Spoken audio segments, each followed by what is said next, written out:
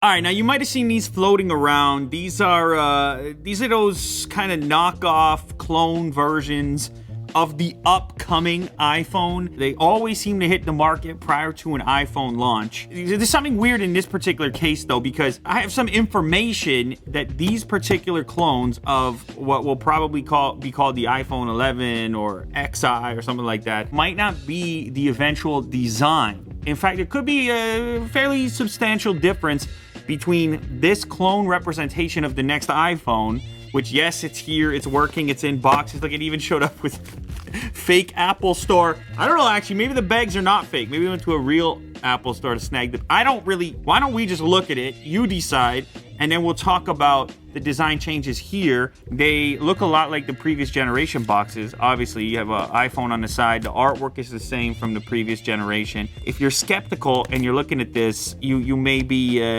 your spidey sense may go off a little bit. Like something like, if you look at the top edge here, is this completely straight, this line here, or is this a bit closer over here? I don't know. Designed by Apple in California, okay. Are you buying it? Well, there's no plastic on the actual phone. Fake paperwork, fake Apple stickers. Man, it's unbelievable. And they get these things out before the actual device launch. It's wild. This is the device, and like I said, you may have seen this floating around.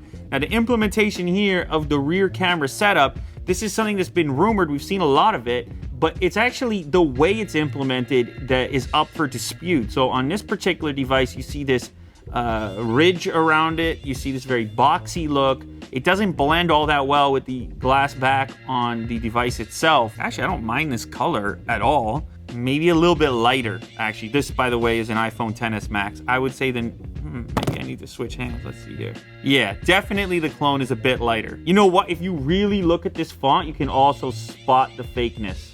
Look at how much sharper this font is. It's sharper and it's thinner. It's just not the same font. You have headphones included. You even get an adapter in there, fake lightning cable, and the power brick. Okay, let's see this one. Oh, this is the white one. Okay, so this white one actually gives you a much better representation of the scale of this potential camera cutout. And then last up, we have gold color. Of course, OnePlus calling that almond. Now, I know that this particular design for a lot of people, it's going to be a polarizing type of thing because it is such a ubiquitous device and so many people have it. Once the thing releases and everybody sees whatever the new implementation happens to be, it's a very short path to that becoming familiar and therefore people becoming comfortable with it. I don't think it's going to end up looking quite like this. In fact, I think it's going to look substantially different. But anyhow, let's go ahead and boot this up and see how it operates. Now, the way these things are built is that they're basically running Android in many cases, or some version of it, with then this like Apple-esque skin. You know, this chin is way too large on the clone model over here. Also, the display, much more dim, no OLED action by the looks of it. So this is what the chin is supposed to look like. This is what it looks like over here. When you have this switch pushed down, there's no red indicator to let you know that it's been activated. You know what though? they do a good job of faking it. Again, you can tell the fonts are off here. You could be maybe fooled, no? Somebody just handed that to you? You're not fooled.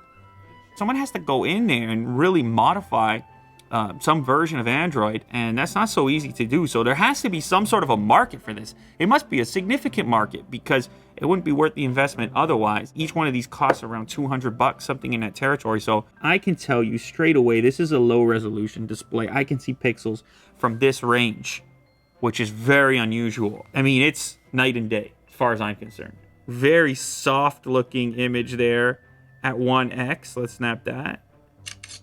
Ooh, slow shutter. And then another soft looking image at 2x. And that's it. That seems to be the only options there. It's not a good picture, Jack. It's a lot of noise in the image. You can see beard hairs, but like if you just look, it looks like a painting. Some of my...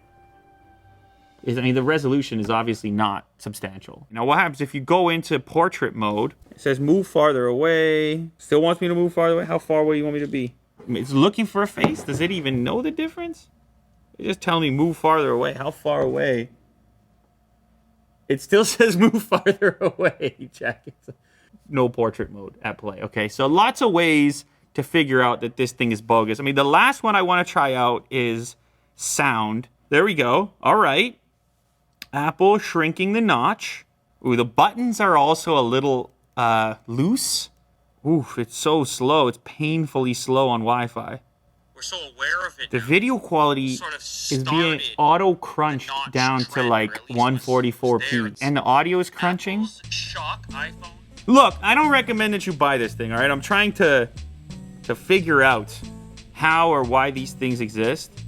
It's got to be a novelty factor for some. It definitely is for us, for me, and also for you watching this. It looks close to what you could imagine the next iPhone, the iPhone 11, looking like. You know there are some other perspectives out there on what this might look like. And in fact, I have one of those other perspectives on the way in the form of a CNC model. So I'll showcase that, compare it to this in an upcoming video. I don't think that this is what the next iPhone is going to look like. It's sort of in the right territory, but I don't think it's going to be this ugly. Maybe that's it, Jack. Maybe you buy it. Maybe it has a limited lifespan. You buy it now to goof on your friends. You use this, you stick your SIM card in here, you use it for the next few months prior to the iPhone announcement, and you get tons of attention and people think you're cool because it's truly an iPhone, or at least it looks like an iPhone that nobody has.